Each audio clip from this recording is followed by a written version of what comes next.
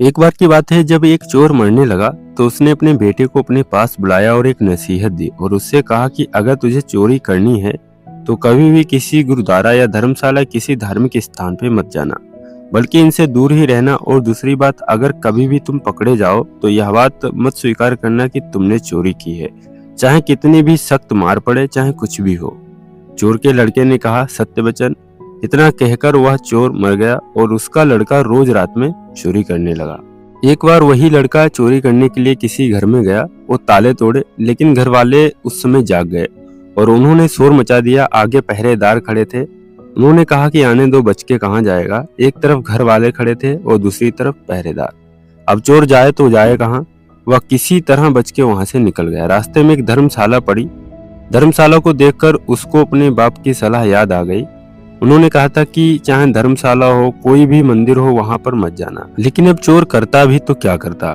उसने यही सही मौका समझा और धर्मशाला में चला गया जहाँ पे सत्संग हो रहा था। वह अपने बाप का आज्ञाकारी बेटा था, इसलिए उसने अपने कानों में उंगली डाल ली जिससे सत्संग के वचन उसके कानों में न पड़ जाए। लेकिन वह अपने मन को जितना भी मनाता वो मानता नहीं। और उसके कानों में एक बात वहां सत्संग में चल रही थी कि देवी देवताओं की परछाई नहीं होती है। उस चोर ने सोचा कि परछाई हो या ना हो, इससे मुझे क्या लेना देना। लेकिन ये बात उसके मन में पूरी तरीके से फिट हो गई कि देवी देवताओं की परछाई नहीं होती है। इसके बाद घर वाले और पहरेदार इसके पीछे लगे हुए थे। किसी ने बताया कि चोर धर्मशाला में है। जांच पड़ताल होने पर वह चोर पकड़ा गया। पुलिस ने चोर को बहुत मारा, लेकिन उसने अपना अपराध कबूल नहीं किया। उस समय एक नियम था कि जब तक मुजरिम अपना अपराध स्वीकार न कर ले तब तक उसे सजा नहीं दी जा सकती।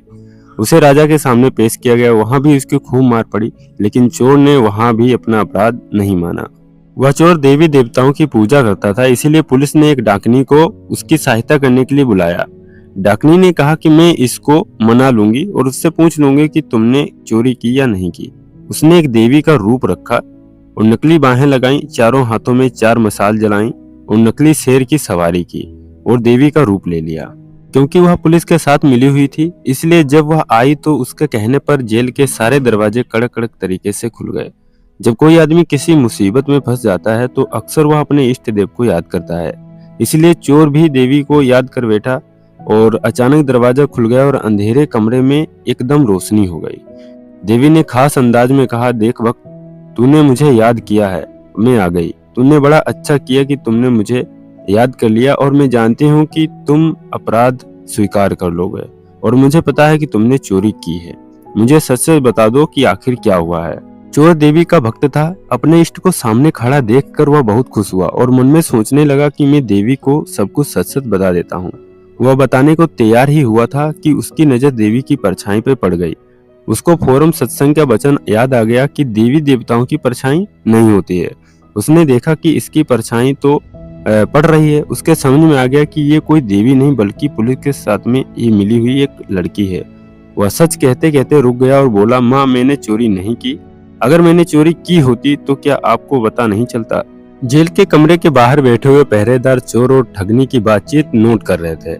उनको और ठगनी को विश्वास हो गया था कि ये चोर नहीं है। अगले दिन उन्होंने राजा से कह दिया कि यह चोर नहीं है। राजा ने उसको आजाद कर दिया। जब चोर आजाद हो गया तो सोचने लगा कि सत्संग का एक वचन सुनकर मैं जेल से छूट गया। अगर मैं अपनी सारी जिंदगी सत्संग सुनने में लगाऊं तो मेरा जीवन ही बदल जाएगा। वह प्रतिदिन सत्संग में जाने लगा और चोरी का धंधा छोड़ दिया और एक अच्छा इंसान बन गया और महात्मा बन गया। तो दोस्तों, इस कहानी से हमें सीखने को मिलता है कि लाइफ में हम कुछ भी करते हैं वो मैटर नहीं करता, लेकिन जिंदगी में हम कुछ ऐसा करें ताकि मेरा उद्धार हो जाए। आप इस बात को समझ सकते हैं कि एक चोर जो चोरी करता था उसने सत्संग सुना और उसकी जिंदगी बदल गई। उसकी जहाँ पे मौत होनी थी वहां पे उसको आजादी मिल गई। तो दोस्तों, इस वीडियो के माध्यम से मैं आपको बताना चाहता हूँ कि जिंदगी में कुछ भी कीजिए, लेकिन सत्संग, भजन और अच्छे कर्म जरूर कीजिए।